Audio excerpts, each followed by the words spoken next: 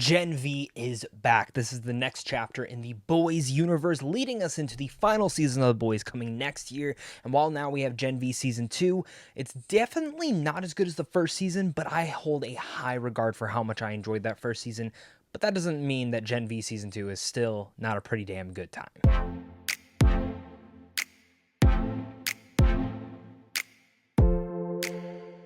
Everybody, welcome back to a brand new TV review. Today we're discussing a non-spoilers Gen V Season 2, which of course takes place in the Boys universe. The school's back in session, and as the rest of America adjusts to Homelander's Iron Fist back at Godockin University, this mysterious new dean preaches a curriculum that promises to make students more powerful than ever, leading all of our main characters to reluctantly return to college, but they're burdened by months of trauma and loss. But parties and classes are hard to care about when a war is brewing between humans and supes, both on and off campus, and the gang learns of a secret program that goes back to the founding of Godkin University that Marie is a part of. Again, this is no spoilers. That's about all you need to know going into the season. And as I mentioned, I don't think this is as good as season 1. And to kind of put in regard of like what my ranking of the Boys franchise would have been, I would go The Boys Season 1, Gen V Season 1, The Boys Season 3, Season 4, and then The Boys Season 2. But overall, I've enjoyed everything from this universe. Gen V Season 2 kind of cements itself a little bit under The Boys Season 3, but just like right there on the cuff. And I think the Gen V Season 2 would have been better if the pacing was a little bit stronger in some regards. I think sometimes it takes a little bit too long to get to what needs to actually care about and what needs to actually happen in this regard.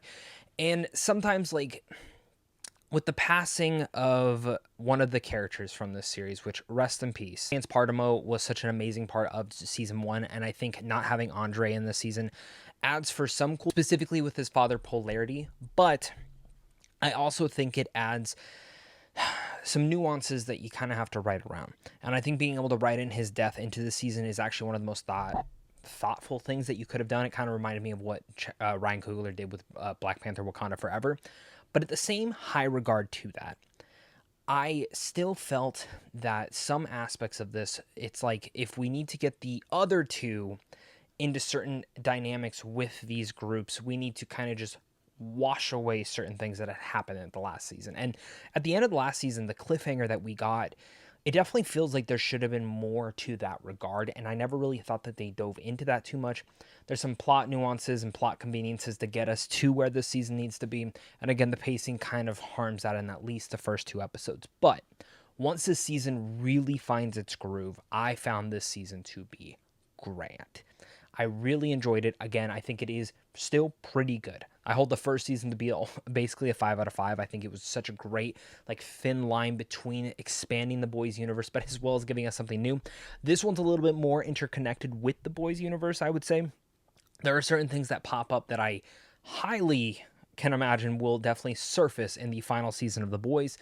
But as a fan of this series, I was a fan of this. So, with that said, as I've told you my issues, let's dive into the pros, which again, no spoilers, but Jazz Sinclair is still my favorite character in this series. I love her as Marie, and Marie has a very unique storyline this time around, specifically with this whole thing that they're investigating and how it connects back to her past, as well as how it connects to the dean in here, who is brilliantly played by Hamish Linklater, who I think is such a perfect villain to play out this season.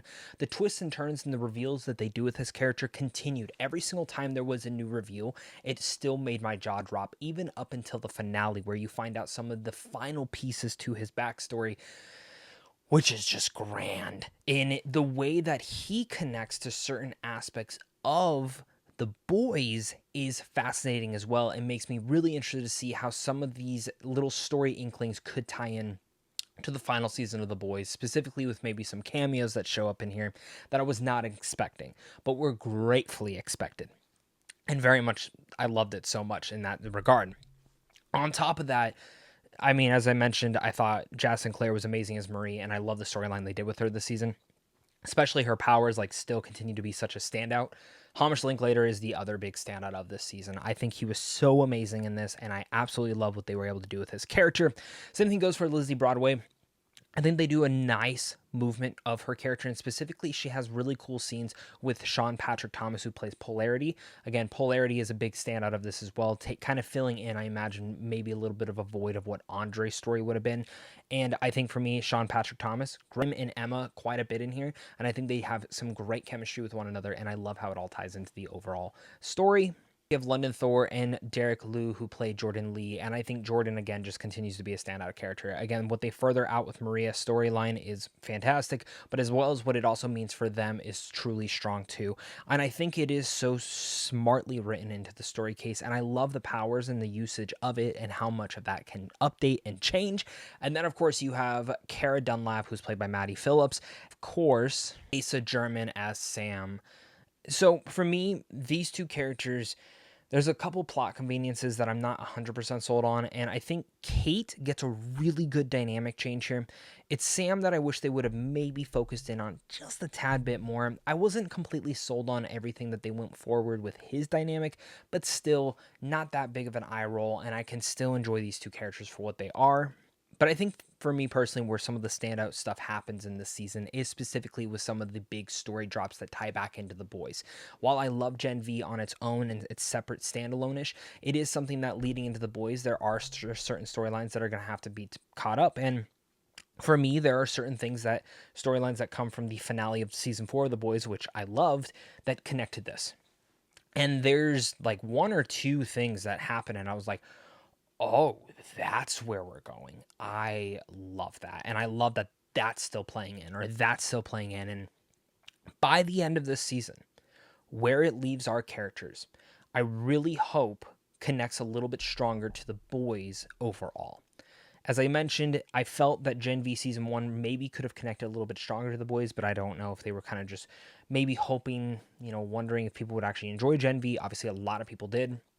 I really hope that in some way, shape, and form, this kind of goes into its own route where they can make an appearance, not really change the game of some sorts, but add some sort of aspect to the boys universe. And then, of course, with it being the final season, maybe possibly some of these characters still continuing into the Gen V world, and this being the future of the boys. I would be okay with that. These characters are well enough established where I would just be absolutely excited to see them in a boys project. And that's kind of the one thing that I'm really hoping. I didn't really love the connections that they did, but I hope that they start to do more in the final season of the boys. Season 2 I thought was brilliant. And again, the twists and turns they do with Hamish Linklater's character Cypher I thought was awesome. That also goes over to the action scenes and the power usages in here. I think this is some of my favorite stuff that we've seen, not just in Gen V alone, but specifically overall. There are some awesome rock and action sequences in here that really had me on edge, and especially how bloody and gory they can get. And I think this really also, even though we're tying into the story, really plays into that college aspect as well, which the first season did a pretty good job on, and season 2 definitely didn't leave a beat or skip a beat on that. They even could again gone a little bit harder into it, and I'm curious to see how a season 3 of Gen V could go, especially with whatever happens in the boys. Like, does Godok and University like completely change after that? Who knows? Still got to go to school after those events if the world's still there. Regardless enough, Gen V Season 2, I think, is still a pretty damn good season. It's not as good as the first season, but it is still a damn good one, and one that I would still highly recommend, even if it has some pacing and plot conveniences that made me eye roll just a tad bit at the start. But again, I love these characters. I love the universe of the boys. I'm very sad the boys is ending next year, but I am very excited to see how this progresses and changes within Gen V, hopefully Season 3, and specifically what some of the story inklings of this happen to be within the boys' final season. So all that said, I'm going to give Gen V Season 2 a 4 out of 5. Thank you so much again, guys, for watching this. Make sure to hit that like, subscribe button, comment down below your guys' thoughts. And of course, until next time, stay classy.